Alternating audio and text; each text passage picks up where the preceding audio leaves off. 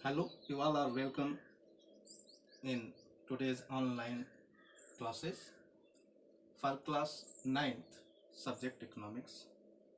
But before starting the chapter, I would like to suggest that stay home, stay safe. Now I come on my points about which I have to discuss.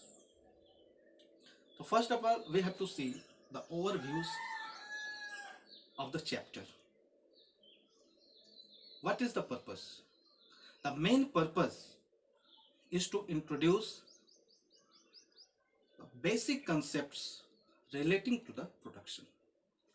And here we are taking an example of a village, but this village is not in reality, it is only a hypothetical village. Hypothetical means काल्पनिक.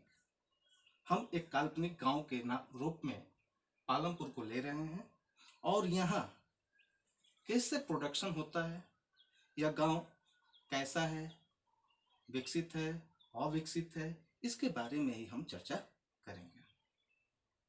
Now, according to this chapter, this village Palampur is fairly well developed system of roads. इस गांव में, और यह गांव अगल बगल सभी गांवों शहरों से जुड़ा हुआ है अच्छे सड़क के माध्यम से. दूसरा, वहां ट्रांसपोर्ट की उत्तम व्यवस्था है, बिजली की व्यवस्था है, इरिगेशन सिंचाई की व्यवस्था है और इस गांव में अच्छे स्कूल और हेल्थ सेंटर भी हैं.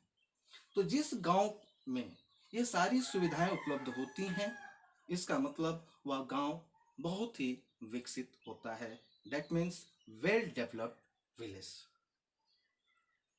Now our main point is production. So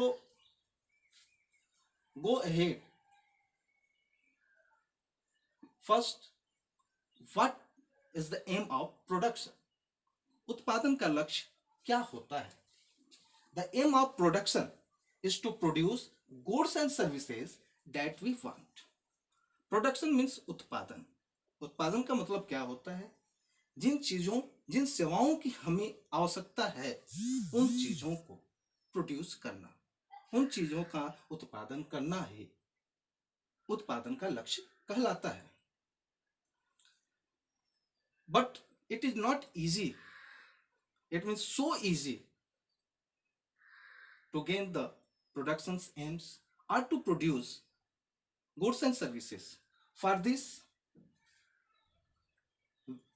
we require some things.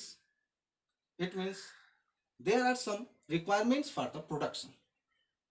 And first requirement is land and other natural resources. जमीन और प्राकृतिक संसाधन. Second requirement for the production is labour, मजदूर.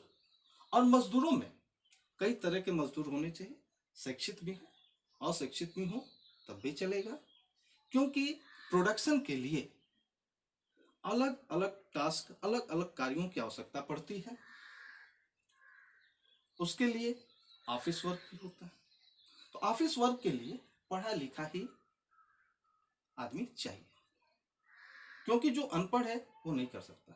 इसलिए प्रोडक्शन के लिए लेबर में एजुकेटेड, अनएजुकेटेड, कम पढ़ा लिखा, ज्यादा पढ़ा लिखा, हर तरह के लोग, हर तरह के नॉलेज वाले लोगों की आवश्यकता होती है.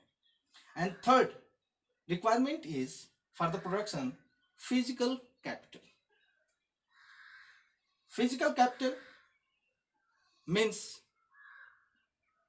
Tools, machines, buildings, raw materials and money are comes under physical capital.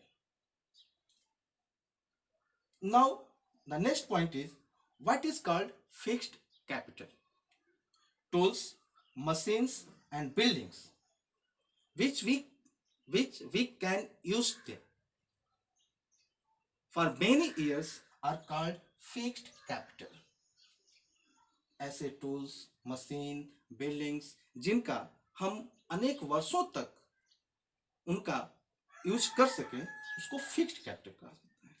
On the other hand, raw materials and money in hand are called working capital. That's all.